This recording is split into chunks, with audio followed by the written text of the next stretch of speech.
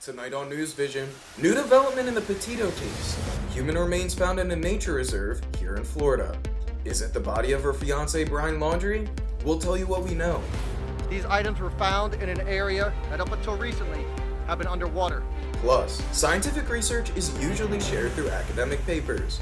We'll introduce you to one student organization that's changing the script. And later on, Canes basketball is back. We'll take you to the Watsco Center to break down last night's Canes exhibition win. These stories and a lot more on tonight's show. NewsVision starts right now.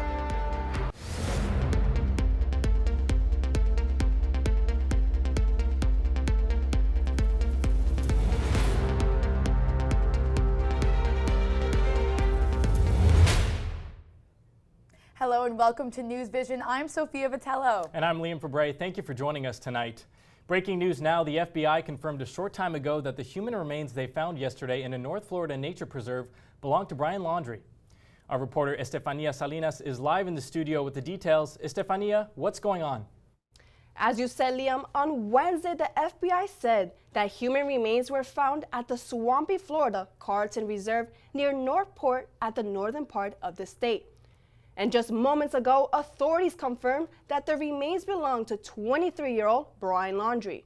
He was a fiancé of Gabby Petito, who was found dead a few weeks ago in a national park in Wyoming. The couple was on an extensive cross-country trip when Laundrie returned to his parents' house in Florida without Petito. He disappeared on September 14th, and officials had been looking for him for his possible involvement in his fiancé's death. The FBI's Denver office said in a news release that a comparison of dental records confirmed that the remains were those of Laundrie. Guys? All right, Estefania Salinas, thank you. Though it was a sunny day on the Coral Gables campus, many buildings at the University of Miami were in the dark for nearly 2 hours. Around 10 a.m. this morning, the University of Miami suffered a major power outage at the Coral Gables campus. The outage shut down the Heck Stanford dining hall, forcing students to find other options for food. Classrooms and dorms experienced temporary interruptions until FPL was able to get everything back and running in just under 2 hours. At this point, we still don't know the cause of the outage. Former Secretary of State Colin Powell has died from complications from COVID-19. He was 84 years old. Powell suffered from multiple myeloma, which is cancer of the plasma cells, as well as Parkinson's disease. He was a Vietnam veteran and spent 35 years in the Army. Powell is remembered for being the first Black National Secretary Advisor during the end of Ronald Reagan's presidency and Secretary of State in 2001 under President George W. Bush. Dedicated his extraordinary life to public service because he never stopped believing in America. And we believe in America in no small part because it helped produce someone like Colin Powell. Thank you. There is still not a date set for when Powell's funeral will take place.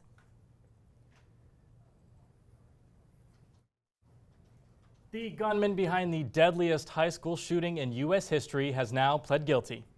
On Wednesday, Nicholas Cruz changed his plea to guilty to all 34 counts he had been charged with in the 2018 mass shooting at Marjorie Stoneman Douglas High School in Parkland. Cruz killed 17 students and faculty members, and yesterday he appeared in court and he was very sorry for what he did. He cannot change what he did, but he says he can't live with himself sometimes.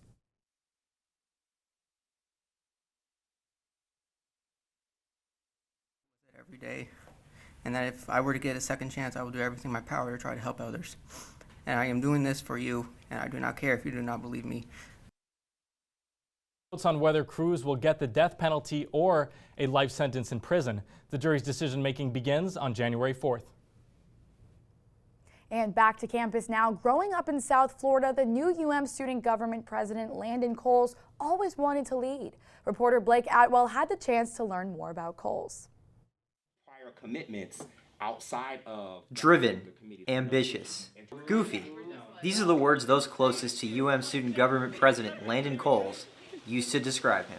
The me that you see is the me everywhere. I'm going to crack a joke whether we're in a board meeting or sitting at a dinner table. Landon is so funny, but he's also does not play any games. He is very serious and he'll be like, okay, this is what we need to get done, but he'll make sure we're having fun too. Listen, let me clarify, because I think that there is confusion. Coles gets his drive and sense of humor from his upbringing in Tallahassee, Florida. Just coming up and having the image of a lot of strong black women who taught me literally the definition of what it means to be strong. He carries strength from his mother, one of the biggest influences in his life. I've always taught him to be an excellent communicator. I told him there's pretty much nothing that you can't say in life as long as you communicate it well. His communication skills are serving him well in college. As the student government president, he leads an executive board through weekly meetings and represents all 12,000 undergraduate students. We provide updates on what's going on within our respective boards and areas of the organization. We talk about potential challenges and things that we may need to act on as an administration. By relying on his team, Coles does not see any challenge as too big to overcome. I honestly cannot point or look to any one challenge and say that has stumped me. The main goal that I strive to be is organized, efficient, and to make sure that my team has what they need in order to succeed. Coles is the first black male to lead student government in 11 years. A senior political science major, he is set to graduate this spring. His mom is proud, but never surprised, of her son's accomplishments. This is always what he said he was going to do. Before he even got accepted to University of Miami, he said, I am going to be the student government president of whatever university I'm at. You could take a seat for me, please. And now to the weather. A bomb cyclone is expected to dump up to 1 foot of rain to some drought-stricken parts of the Northwest this weekend. Right, Liam. Well, for more on the impacts the system will bring, let's check in with our meteorologist, Jackson Dill. Jackson. That's right, guys. You can see this massive storm system that's rolling off the northwest coast, bringing some heavy rain beginning to move into parts of Seattle, the western coast of Washington, Oregon. That's going to spin off to the northwest into Canada, but there's another storm behind it that's going to cause even more issues to the western U.S. You can see that first storm that's going to move off toward the north, but this next wave, this next incoming storm system is going to move in Sunday into Monday, and it's going to be called a bomb cyclone. It's pretty much a storm that rapidly strengthens. It'll be a hurricane-force low by the time we get to Sunday night, and it's just going to bring widespread rain, even some snow in the mountain peaks. But we're going to see some issues. A terrible drought has been ongoing in parts of the west, much of the west really. We've had dozens of wildfires, and we put all that rain on top. We can see mudslides and flooding. Now to a different science topic. There's lots of interesting research that's happening at the University of Miami, but many of us don't know much about it. Scientific research is usually shared through formal research papers, but now one student organization is sharing that research through a different lens.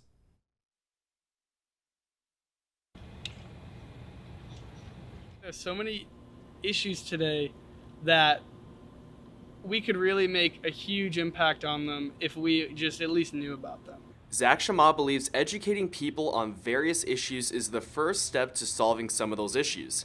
Zach is a senior at the University of Miami majoring in marine science and biology, and his way of raising awareness is through science communication. He's the director of a video series called Groundwork, which makes it easier for anyone to understand complicated science research. It's up to us to get our hands dirty and really dig into the complex science, decide how we can break it down into an easily digestible way, and then pass it to people in a way that they don't even know that they're learning it, but they're learning it. Shama and several other students in the science field produce, shoot, and edit videos each semester on their own time and without adult supervision, all in the hopes of educating a wider audience. The first video premiered in February of last year, and 7 have published in total, mainly covering topics in the marine and health science fields. I just think it's really important to be able to get into the community and share your research and share your findings with them, because that's what really makes an impact. Groundwork is part of the student-run magazine called Scientifica, which shares science information to a more general audience. The magazine can be found at several locations on the UM campus, including here at the Whitten Learning Center. This month, the team interviewed one UM professor who shared her research on the medical use of cannabis. Not everyone reads medical journals. So when I'm publishing my research results in journals, not everyone reads it. So when I get to talk about it in video format, I feel like the reach is going to be higher. So it definitely makes me excited.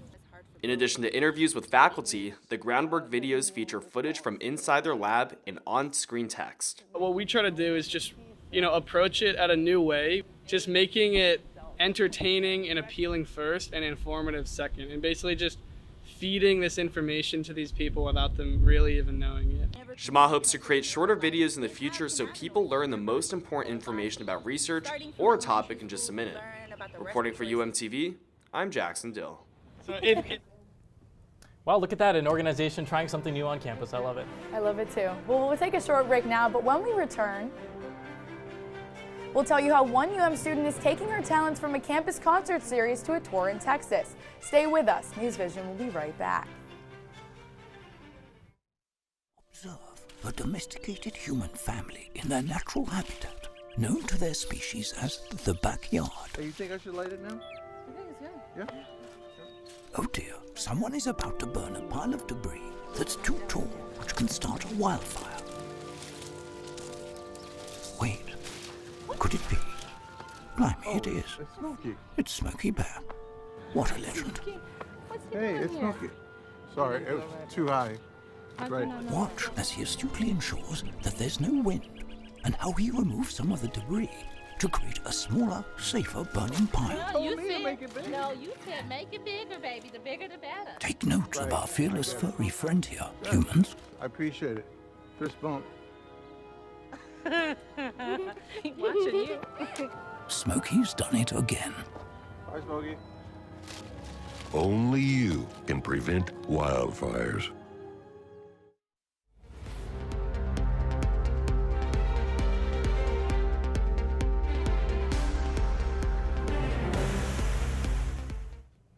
And one Miami local has found a silver lining during pandemic quarantine and began a project that he hopes will help a lot of people. Real estate developer Spencer Lowith says he was worried about food shortages, so he bought some land and started growing exotic fruit there. He now grows mangoes, lychees, guavas, and many others.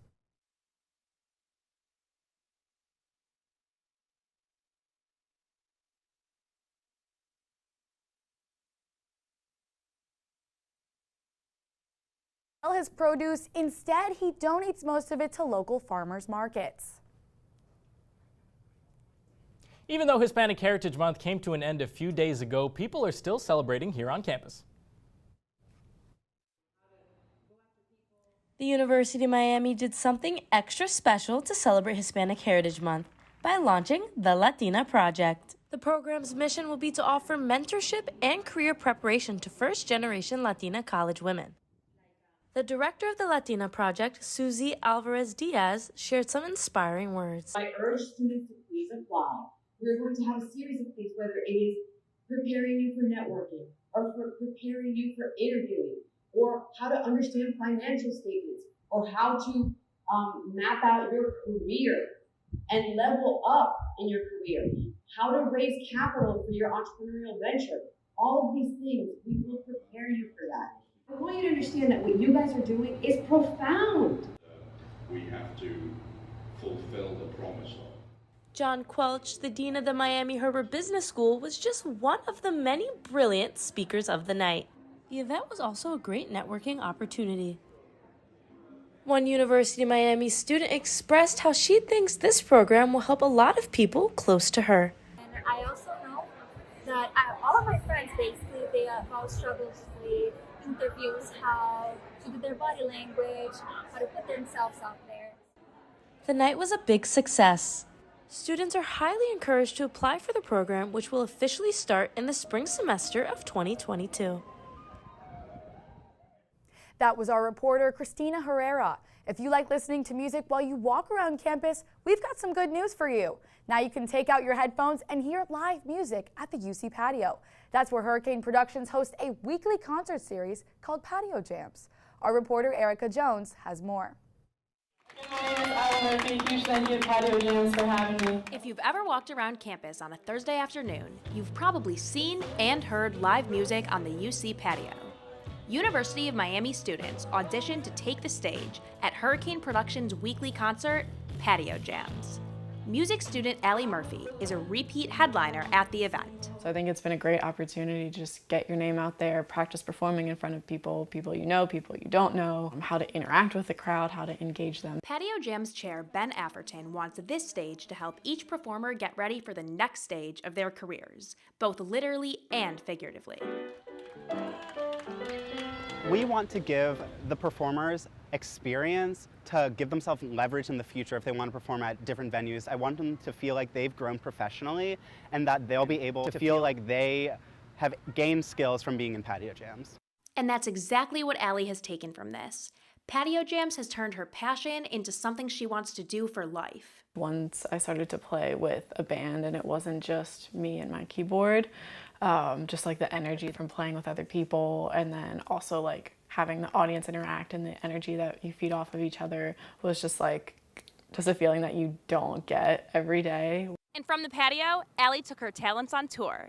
This past summer, she traveled around Texas to perform her original songs and covers people know and love from her music icons like Billy Joel, Aerosmith, and Elton John. The 21-year-old performed for crowds of over 2,000 people. This was like my opportunity to say like, hey, let me book as many gigs as possible and just start building a following out there. And it was like crazier each time I played. There was more and more people that were there the time before who would come back to see me. So what makes these people want to come back and see her? She'll always belt out great jams, but what really draws people to her goes far beyond her set list. It's her versatility that sets her apart. I think a lot of the time, girls are just, we're gonna be a singer-songwriter, and that's all they do, and that's great. But to see someone singing and playing an instrument and leading a band, I think is really cool. Allie has come a long way since she first took the stage at Patio Jams. But even in her senior year, she continues to come back and perform. Patio Jams gives her a platform to build on her fan base like no other. This is different because you're reaching an audience that isn't coming just for your show. You're reaching people who are just around, and you just may bring them in with your talent. For UMTV, I'm Erica Jones. The weather looked fantastic for that Patio Jams performance, and it was nice again today, too. It sure was, but our meteorologist Jackson Dill says rain could be on the way and could affect our weekend plans. Jackson, will the weather this weekend still be salvageable for any outdoor plans and the home football game? I think we will have some dry periods this weekend. It's not going to be washout. It definitely will be wetter than what we're used to. It's been a really nice, beautiful, dry week. We had low humidity, sunshine early on. We've now seen those humidity levels creep up. We're now up to a dew point of 70 degrees, so it's back to humid. It's nice and humid at night, however, 82 degrees right now. Clear skies across the Miami area. Temperatures are beginning to drop. Mid to low 80s are the common temperature right now. Fort Myers is our hot spot, 84 degrees. Otherwise, we're in the low 80s on the East Coast. Fort Myers, West Palm Beach, and Fort Lauderdale both at 81 right now. Going into tonight, into your futurecast, we'll see some clouds increase from the south, and by the time you wake up tomorrow morning, we could actually see a stray shower, so just have your umbrella throughout the day tomorrow. Temperatures right around the upper 70s to around 80 degrees. We push this out into time to tomorrow afternoon. We will see some more showers, especially here across the most southernmost point of the peninsula, especially on the west coast and into the Keys. And then we get into tomorrow night, we'll dry out until tomorrow or Saturday morning. We see another chance for rain. Temperatures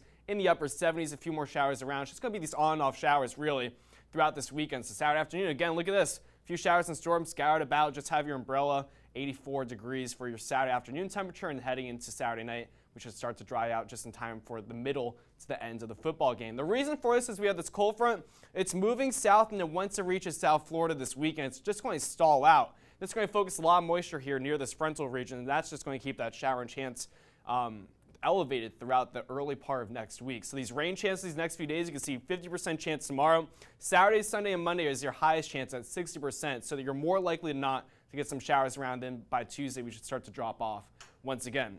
The winter outlook came out today from NOAA. They're looking at above average temperatures across much of the U.S., including here for us in South Florida. Just a little cold spot expected in the northwest, but the rest of the country should be on the warm side. Now, in terms of precip, it should be dry on the southern part of the country as well, including again here in South Florida, while the northern part of the country will be on the wet side. Again, for your football game, that's Saturday night, 7:30 kickoff against NC State at Miami Gardens. We'll have that chance for rain at the start of the game, really the first half, but then by the end of the game, as that sunset goes down, we'll lose that chance for storms, so it should be dry into the game.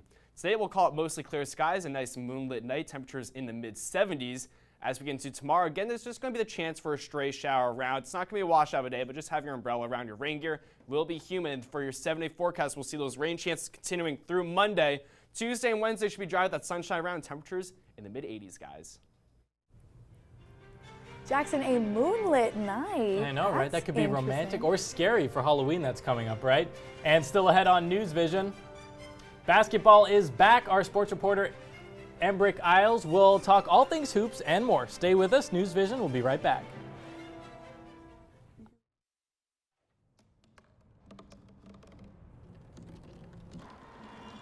Everybody has a dream.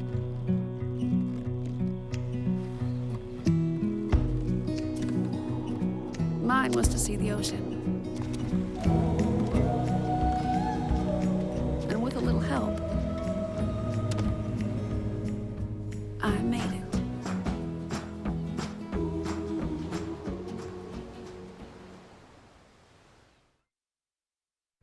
Okay, Simon, what do people wear? Clothes. That's right. So it's important to learn how to dress yourself. Here's how it's done.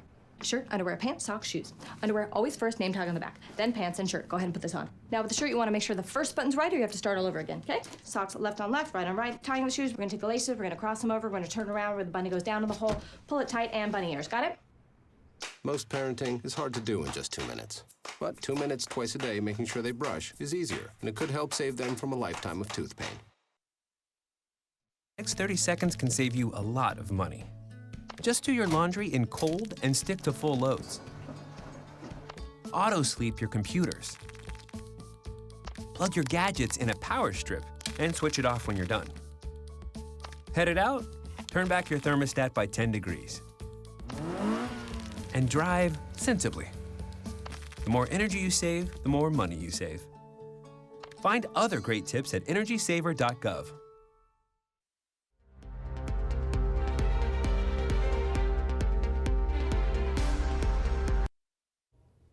Welcome to sports. I'm Embert Giles. Coming off a heartbreaking loss and a bye week, Canes football headed up to Chapel Hill to take on the Tar Heels in an ACC Coastal Showdown.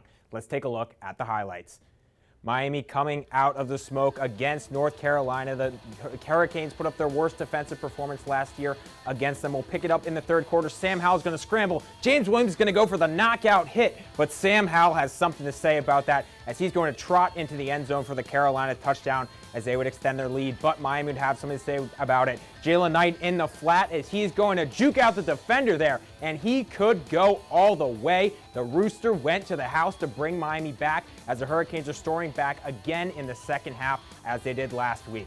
And now Sam Howell going to pump fake and once again roll outside the pocket, and 3 Hurricanes are going to try to bring him down, but Howell is a strong man, gets in for the touchdown as he extends the lead, and Miami going to answer on the next drive. 97 yards and 3:32. Jalen Knighton gets in the end zone for the touchdown. Miami with a chance here, down by 3. Tyler Van Dyke going to look for Charleston Rambo, tipped up and intercepted by Cedric Gray as Miami once again loses in a heartbreaker. Manny Diaz has a lot of work to do with this team. And while Canes football may be struggling this season, a new season is on the horizon for another Miami team. Canes Hoops was back at the Watsco Center for an exhibition matchup against Division II Nova Southeastern last night. The Canes pulled out a 106-95 win, and third-year sophomore Isaiah Wong stole all the headlines. Wong scored an unofficial career-high 40 points and had a monster game on defense with 3 blocks and 3 steals. But despite Wong's big game, head coach Jim Larinaga says the team has a lot of work to do. And I knew it would be great preparation for us. They exposed a lot of our weaknesses and things we can work on heading into the regular season. Coach Larinaga and his team have 19 days to make adjustments before their first official game November 9th against Canisius University. And keeping things on the hardwood, Canes volleyball split their 2 matches last week, and Miami lost just its 3rd match of the season on Friday 1-3 versus Pitt. But the women bounced back on Monday to sweep UVA 3-0 for their 15th win of the season.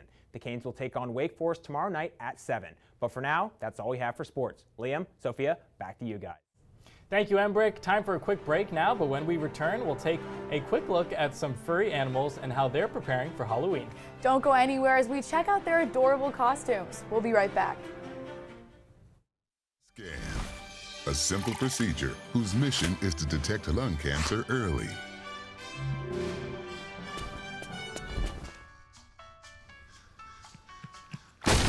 I'm here to save you. But I feel fine. That's great, but you may still be at high risk for lung cancer. Oh man, that's a new fence. If you smoke, early detection could save your life. Learn more at savedbythescan.org. Honey, what I think you need is a socket wrench. I played JV basketball. I'm sorry. I don't think it looks right. This is good, and it's all good, baby. Is it really all good?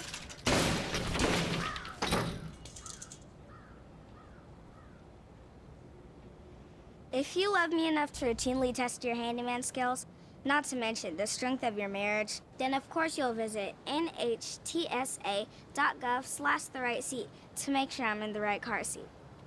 I'm gonna call my dad.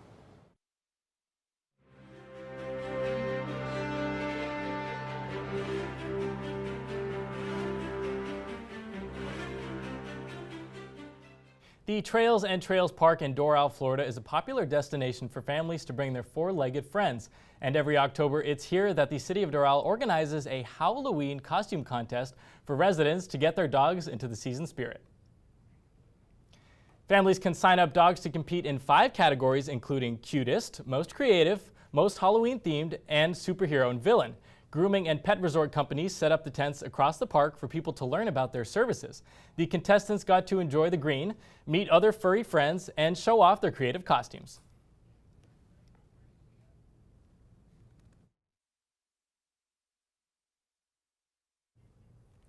Aria walked in front of the judges in her Wanda costume with her partner and their 2 puppies, dressed as Thor and Spider-Girl. Children also had a chance to dress up as their favorite movie characters, featuring the legendary saga Star Wars War Sand, the character of Miguel from the Disney Pixar movie Coco. The dogs were dressed in creative costumes such as piñatas, ballerinas, and even a taco dog for one family group of tortillas and salsa.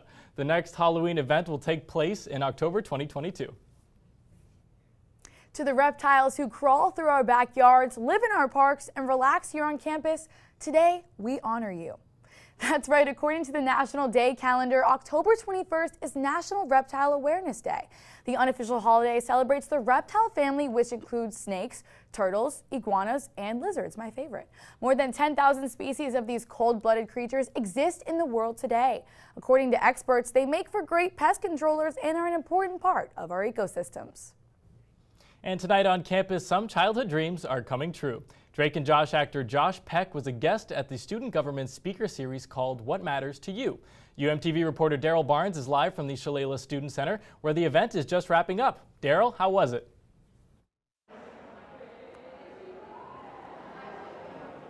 Hug me, brother. Around 6 p.m., students started piling into this ballroom at the Shalala Student Center to come and watch Joshua Peck speak at the What Matters to You speaker series hosted by student government here. Now, the event was basically a big Q&A session, and it was moderated by student Niles Boyd and then also communications professor MJ Barnes. Now, the conversation ranged from a wide variety of topics, everything from there was a lot of jokes cracked, and then there was also some serious topics about stuff like how Josh transformed his life and was how Josh transformed his life and basically trying to inspire students. Now, students left entertained, informed, and also inspired. And that was one of Josh's biggest points he made tonight. He said that entertaining people is one thing, but then inspiring them is another. Anyways, things just wrapped up here. They're trying to pack things up, so it's about time for me to pack things up and send it back to the studio. Reporting live for UMTV, I'm Daryl Barnes. Back to you guys. Via, how exciting is that? Our favorite childhood show, and we get to see him now tonight. I know, it's so sweet what he said about inspiring people. I know, I love it. And that does it for us tonight. Thank you for joining us. We will be back next Thursday with another edition of NewsVision. Until then, have a great night and stay safe.